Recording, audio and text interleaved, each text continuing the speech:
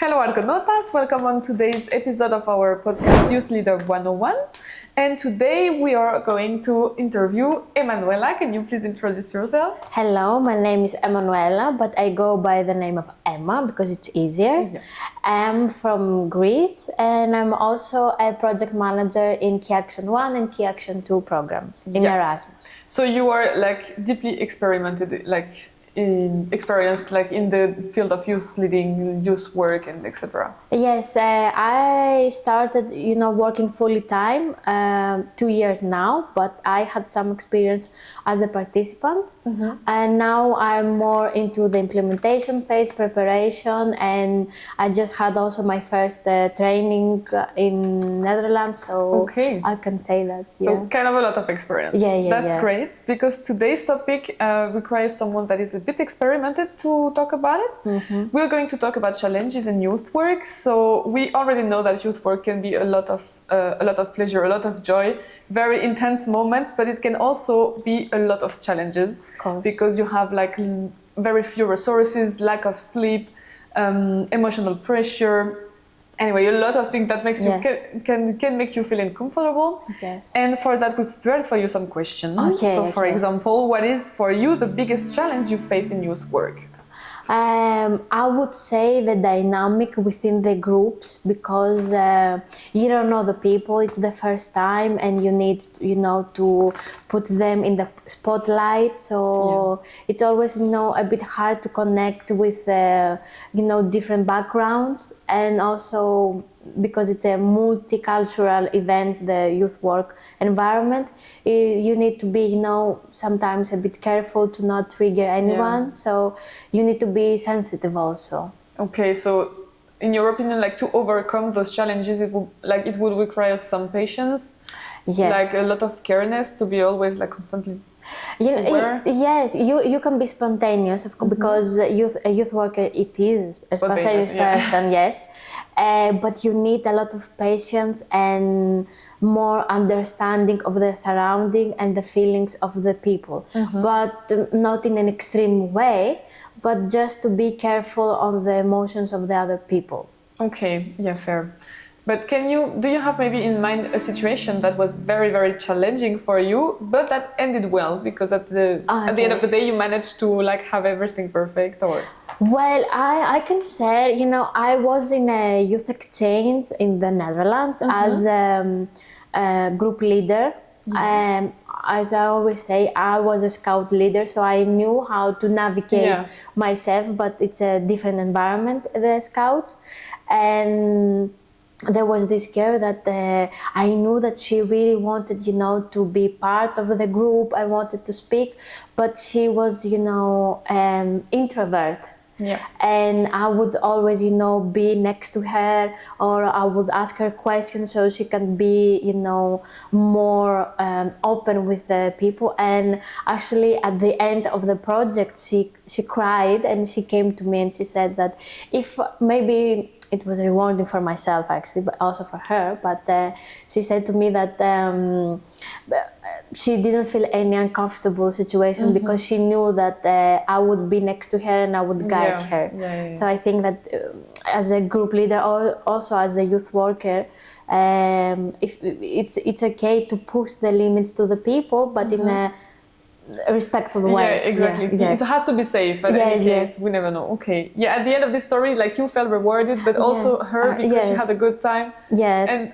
was it also challenging for you to be all the time here for her, or it was okay because you had time for that? Or I would say that it wasn't difficult, but I always had in my mind that maybe she needs something. I should be careful. So I was just more, in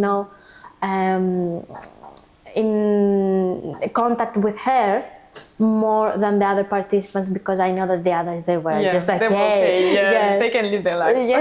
But now actually herself, she's now going alone to other projects, and she says to me, I'm there, This is, I think, the best feeling at the end of the day, because you did really something great and it has like a very seeing impact.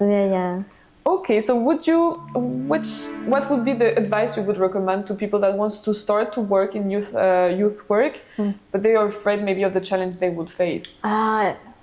You will make mistakes, and it's okay. No one is perfect.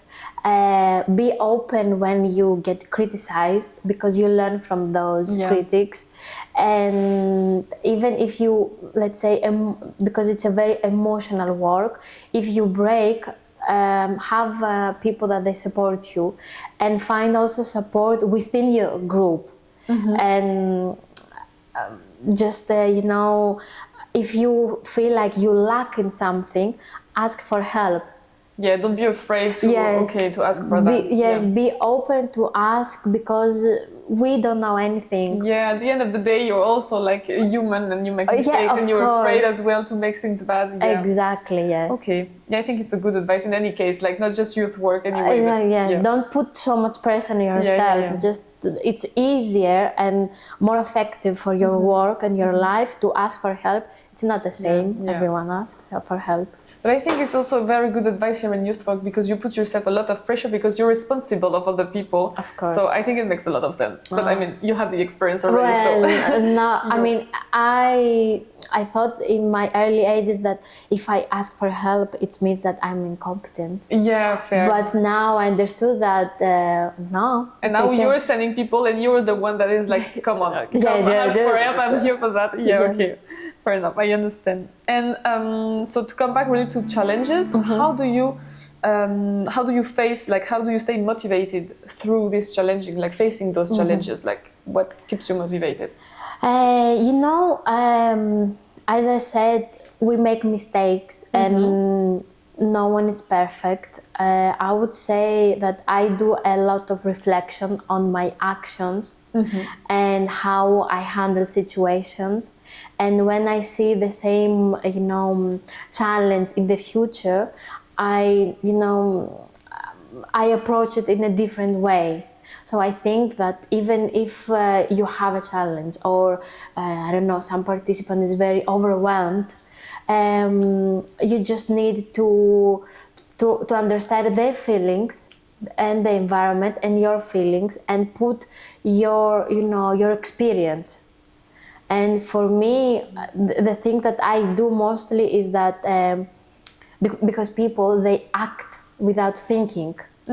So I think that now I just think more. Yeah, so you step aside first, you take your time to think. Yes, and then I act. I never, I try, no, I will not say never. I try to act later. Just I absorb, I understand, and then because at the end of the day, you are responsible for the people, and maybe that small mistake that you do because you are too emotional, the other person will have it in his life instead. He will live the Erasmus world. So true. And so, what would you say, like through your experience, is the more common, like the most common challenge you would face in youth work? I would say the emotions. Yeah, I mean, this is all your experience. You said earlier it was all based on emotions. Yes, the emotions, and I would,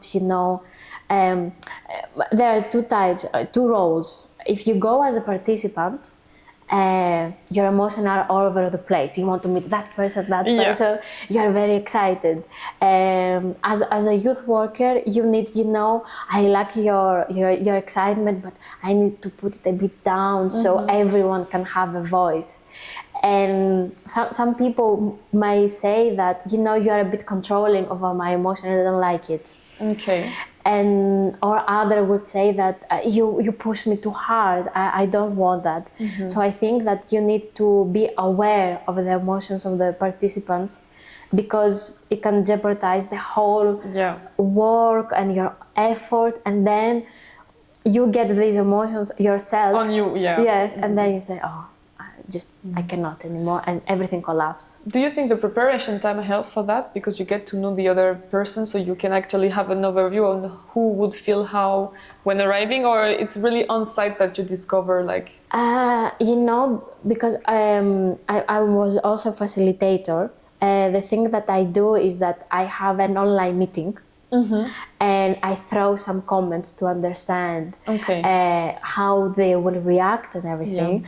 And I also try them to understand me, because they don't know me. I'm just a random person. Calling on Zoom. Like. Yes, and I just want them, to have a ground zero of communication. And I always say to them that during the whole process, if you feel like you feel attacked, or you feel homesick, because also it's that because you are out of your house, or someone comments made you feel a bit reserved, you should come to me and talk to me, or talk to your group leader. We will not always find right away the way to help you, but even if that you are saying the problem it's a first step. So I always try to have a ground zero communication. Understandable, makes sense.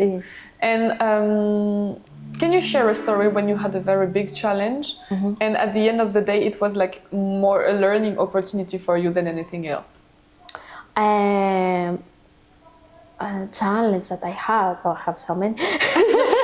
Maybe the more recent one, or the hardest one as well.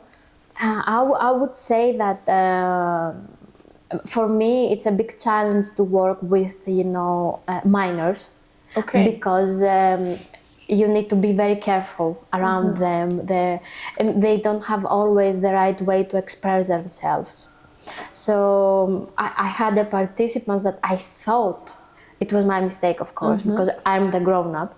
I thought that I knew everything about him, as a medical condition, let's say. And I didn't know that I didn't know, but I couldn't understand that the things that he had in his mind was really affecting him. And when you have a team, if one person is, reserved, that have some issues, this one goes to the whole group. And then they were just, I had one participant that wasn't feeling well, and then the next one. So I think that I had to step in more quickly and not leave the problem, growing. So I think that for the next time when I will have, I'm always talking about minors, that if I feel like a participant's having some issue, I will just, grab him more at the beginning, and I will not let him, feel not hurt. Thank you.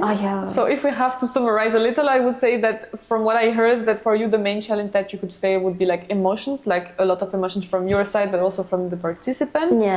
And dealing with it is hard, but at the end of the day you can learn from it. Of course. And I hope this was a good summarize of everything you said. Of course, it was way more complete than this. But thank you very much. Thank you for having me. And thank you for sharing your experience. And thank you for the ones that are listening and looking at this podcast. I hope they like it. I hope they will learn something from you. I think so. I mean, you have so many stories. And I also hope you will be more willing to join one youth exchange without having any fears or anything, or training course as well. Because now you know that you can have wonderful youth leaders or standing organizations.